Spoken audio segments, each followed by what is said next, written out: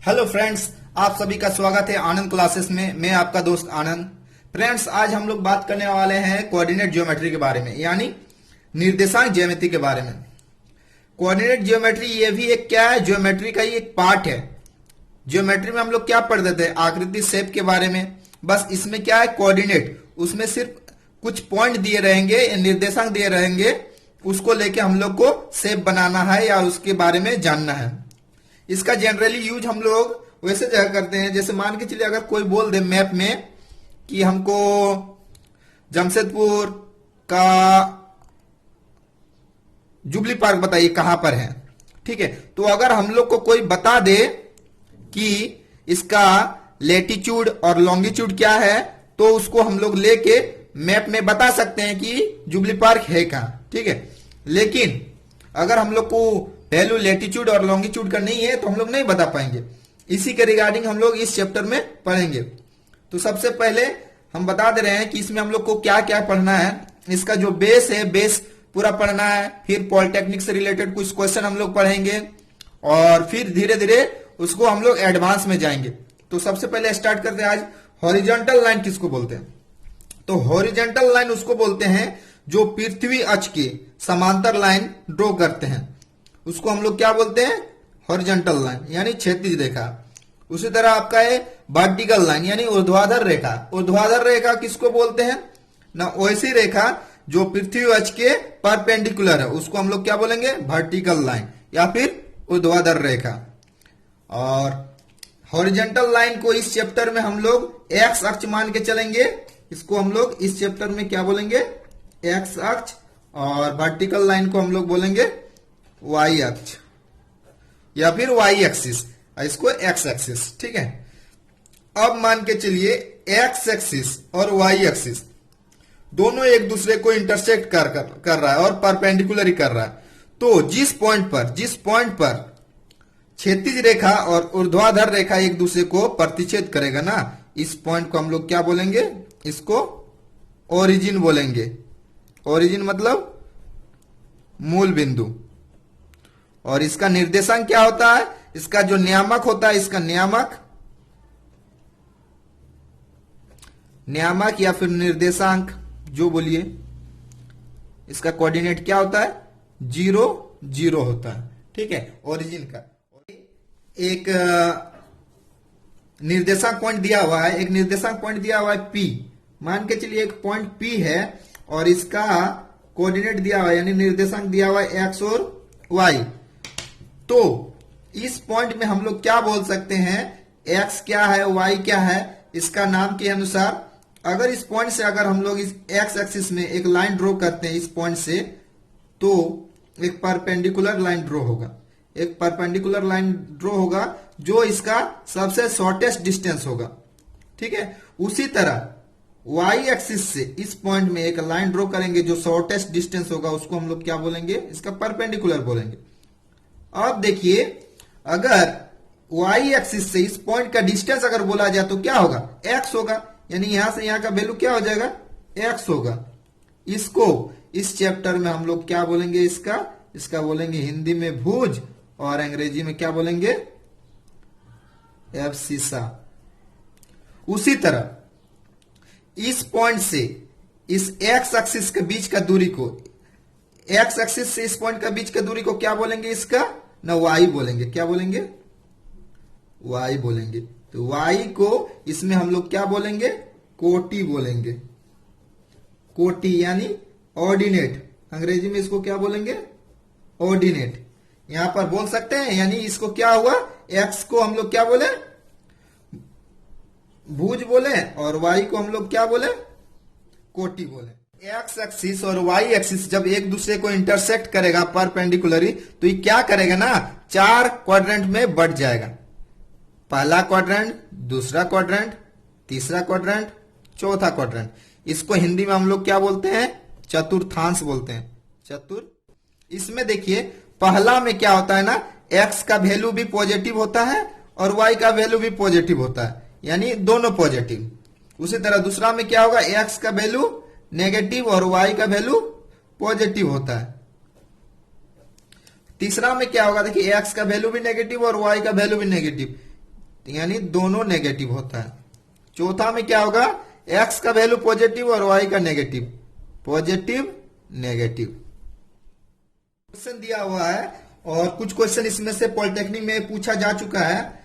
Question है, ऊर्ध्वाधर रेखा से नियामक बिंदु की दूरी को क्या कहते हैं। ऊर्ध्वाधर रेखा क्या है, y है, y से ही नियामक बिंदु की दूरी को हम लोग क्या बोलेंगे, इसको देखिए यहां से यहां के बीच की दूरी को क्या बोलेंगे, भुज बोलेंगे। तो आंसर इसका क्या हो जाएगा, भुज। इसको अंग्रेजी में हम बोल रहे हैं अब्सिसा, ठीक है। दूसरा क्या है, क्षैतिज रेखा से नियामक बिंदु की दूरी को क्या कहते हैं। तो क्षैतिज रेखा क्या है, ये वाला क्षैतिज रेखा है, इससे नियामक बिंदु की दूरी यानी यहां से यहां क्या है, इसको कोटि बोलते हैं। तीसरा है नियामक -3,5 में -3 को क्या कहते हैं। तो इसको x को क्या बोलते हैं, ये y है, तो x को हम लोग क्या बोले थे, भुज। तो आंसर क्या हो जाएगा, भुज। अगला है नियामक 4,-3 में कोटि कौन है। तो इसमें कोटि कौन है, कोटि है -3, तो -3 हो गया आंसर। नियामक 3,-2 किस चतुर्थांश में, तो ये x का वैल्यू पॉजिटिव है, y का नेगेटिव है, तो किस में आता है, देखिए x का वैल्यू पॉजिटिव, y का नेगेटिव, यानी चौथा में, यानी फोर्थ चतुर्थांश में, या चतुर्थांश हिंदी में बोलते हैं।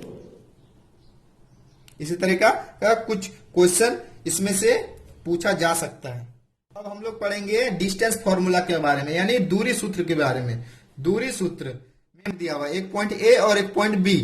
पॉइंट ए का कोऑर्डिनेट है x1 y1 और पॉइंट बी का है x2 y2। बोलेगा ये दोनों का बीच का दूरी क्या होगा, निकालिए। तो उसका एक फॉर्मूला है, फॉर्मूला है दिए गए नियामकों से बिंदुओं के बीच की दूरी इक्वल टू √ x नियामक के अंतर का स्क्वायर प्लस y नियामक के अंतर का स्क्वायर। नियामक के अंतर मतलब आप दोनों में से किसी को घटा दीजिए और स्क्वायर कर दीजिए। इसमें आपको प्लस माइनस का झंझट नहीं होगा, क्योंकि स्क्वायर हो जाने से फिर ऑलरेडी वो पॉजिटिव में ही लेके चलना है आगे, क्योंकि डिस्टेंस हमेशा पॉजिटिव वैल्यू होता है, ठीक है। y नियामक के अंदर या तो 2 से 1 को घटाइए या तो 1 से 2 को घटाइए, स्क्वायर कर देना है। यानी फॉर्मूला में ऐसा भी आप इसको बोल सकते हैं, x2 - x1 का स्क्वायर प्लस y2 - y1 का स्क्वायर, कुछ भी बोल दीजिए, क्योंकि क्या है ये अंडर रूट है और ये जो है ना स्क्वायर में है। स्क्वायर में होने के बाद वैल्यू क्या होगा, हमेशा पॉजिटिव नेगेटिव में आता है, लेकिन डिस्टेंस हमेशा क्या होता है, पॉजिटिव में होता है, इसलिए हम लोग पॉजिटिव वैल्यू लेके चलते हैं। इसके कारण हम लोग को कोई दिक्कत नहीं होगा। देखिए एक क्वेश्चन हम लोग लेके आगे बढ़ते हैं। क्वेश्चन है आपका,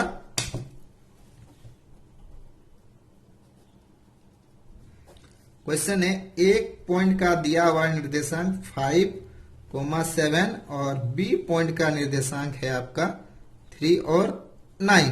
तो इसका डिस्टेंस बताइए, इसका डिस्टेंस क्या होगा। तो इसका डिस्टेंस फॉर्मूला में इसको हम लोग रख देंगे, डिस्टेंस फॉर्मूला अनुसार। तो क्या होगा, देखिए डायरेक्ट हम लोग शॉर्टकट लेंगे, अब इस फॉर्मूला को लिखने का जरूरत नहीं है। डायरेक्ट शॉर्टकट में क्या होगा, x का नियामक का अंतर, तो इधर 5 है इधर 3 है, तो दोनों का अंतर क्या होगा 2, तो 2 का स्क्वायर प्लस y में क्या अंतर है, देखिए इधर 7 इधर 9 है, तो अंतर क्या है 2, तो 2 का स्क्वायर। सीधा शॉर्टकट मारेंगे हम लोग, ठीक है। अब देखिए इसका वैल्यू ही करेंगे तो क्या आएगा, √ इधर भी 4 इधर भी 4, तो 8 हो जाएगा 8। तो इसको हम लोग अगर बाहर निकालेंगे, या तो ऐसे करके निकालिए या तो हम इसको ऐसे लिख सकते हैं 2 × 2 × 2। तो यहाँ 2 को बाहर निकालते हैं तो 1 2 हो जाता है, तो इधर हम लोग निकालेंगे तो +-2 और अंदर में 1 2 रह जाएगा, तो क्या होगा 2, यानी +-2 √2 आ जाएगा। ये क्या आएगा, ये मात्रक में, ठीक है। और यहाँ देखिए प्लस माइनस आया है, तो हम लोग दूरी क्या होता है, दूरी हमेशा पॉजिटिव होता है, इसलिए प्लस वाला यानी पॉजिटिव वैल्यू लेके बोलेंगे कि इसका आंसर क्या होगा 2 √2 होगा, क्योंकि दूरी क्या होता है हमेशा, दूरी हमेशा धनात्मक होता है। क्वेश्चन का अगर ऑप्शन दे देता, ऑप्शन ए में रहता +-2√2, ऑप्शन बी में रहता -2√2, ऑप्शन सी में रहता 2√2 और ऑप्शन डी में रहता ऑल ऑफ दीज, तो हम लोग क्या करते, देखिए इसमें अगर पहला अगर ध्यान नहीं देते तो प्लस माइनस यानी ए वाला मार देते हैं। बहुत कोई अगर बोलता नहीं पॉजिटिव है तो इसको मारता, तो हमेशा ध्यान दीजिएगा दूरी क्या होता है, हमेशा धनात्मक होता है। तो ऑप्शन सी इसका आंसर हो जाएगा, ठीक है। अगर मान के चलिए एक पॉइंट दिया हुआ है P और बोल दे ओरिजिन से इस पॉइंट के बीच का दूरी निकालिए, यानी यहां से यहां का दूरी निकाल दे बोल दे। तो देखिए ओरिजिन में तो एक्स और वाई का दोनों का वैल्यू 0 होता है और यहाँ आपका एक्स और वाई होता है। तो इस कंडीशन में अगर हम लोग दूरी सूत्र वाला फॉर्मूला में रखते हैं तो एक्स नियामक का अंतर क्या हो जाएगा, तो यहाँ 0 है तो क्या हो जाएगा एक्स नियामक का अंतर एक्स स्क्वायर, और वाई नियामक का अंतर क्या हो जाएगा, यहाँ 0 है तो क्या हो जाएगा वाई स्क्वायर, और इसका रूट चढ़ा देंगे तो किसका निकलेगा, यानी ओरिजिन से उस पॉइंट का डिस्टेंस निकलेगा। यानी हम लोग बोल सकते हैं एक फॉर्मूला निकल गया ये आपका, क्या मूल बिंदु से दूरी, किसी भी पॉइंट का क्या मूल बिंदु से दूरी, कोई भी पॉइंट का मूल बिंदु से दूरी निकालने का रहेगा तो इस फॉर्मूला का यूज करेंगे, under root X square plus Y square. दिया हुआ है मूल बिंदु से 8,15 के बीच की दूरी ज्ञात करें, यानी एक पॉइंट दिया हुआ है जिसका निर्देशांक है 8 और 15, तो उसका बीच का दूरी निकालने बोल रहा है, यानी एक्स और वाई का वैल्यू दिया है और मूल बिंदु से निकालने बोल रहा है। तो डायरेक्ट हम लोग फॉर्मूला में रख देंगे। तो देखिए 8 का स्क्वायर प्लस 15 का स्क्वायर करेंगे तो याद कीजिए हम ट्राइग्नोमेट्री में बताए थे कि अगर 8 15 रहेगा तो उसका कर्ण क्या हो रहा था 17 हो रहा था, 7 24 रहेगा तो क्या हो रहा था 25 हो रहा था, 3 4 रहेगा तो क्या हो रहा था 5 हो रहा था, ठीक है। उसी तरह 9 40 रहता था तो क्या हो रहा था 41 हो रहा है। तो डायरेक्ट हम लोग यहाँ पर बोल सकते हैं कि 8 15 है तो इसके आंसर क्या होगा 17 होगा, मूल बिंदु से उसके बीच की दूरी क्या होगा 17 मात्रक होगा। अगर चेक करना है तो चेक करके देख सकते हैं क्या होगा, अंडर रूट 8 का स्क्वायर प्लस 15 का स्क्वायर तो क्या होगा 8 8 64 प्लस 15 का स्क्वायर क्या होगा 225 होगा। अभी दोनों को जोड़िए कितना हो रहा है, देखिए यहां पर 9 हो गया, यहां पर 8 हो गया, यहां पर 2 हो गया, इसका निकालेंगे तो कितना आएगा आपका 17 ही आएगा। दिया हुआ है मूल बिंदु से a cos थीटा और a sin थीटा के बीच की दूरी निकालना है, यानी अब देखिए फिर वही फॉर्मूला में हम लोग रख देंगे जो दूरी सूत्र का मूल बिंदु से था, डायरेक्ट फॉर्मूला में रख देंगे तो एक्स स्क्वायर का नियामक यानी a cos स्क्वायर थीटा का नियामक हो जाएगा, तो क्या हो जाएगा a square cos square theta plus इसका स्क्वायर करेंगे y नियामक का तो y square sine square theta. अब देखिए दोनों में a स्क्वायर है, दोनों से a स्क्वायर को हम लोग अगर कॉमन ले लेते हैं तो ऐसा हम लोग लिख सकते हैं इसको a स्क्वायर और इधर हो जाएगा cos स्क्वायर थीटा और इधर हो जाएगा साइन स्क्वायर थीटा।